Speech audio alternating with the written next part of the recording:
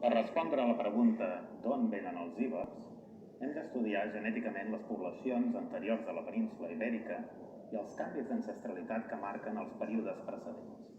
Hem descobert un gran canvi genètic que va tenir lloc al final del Neolític, va entre 4.400 i uns 4.000 anys, que va representar la substitució gairebé total dels cromosomes paterns de les poblacions peninsulars i quasi la meitat del seu genoma nuclear.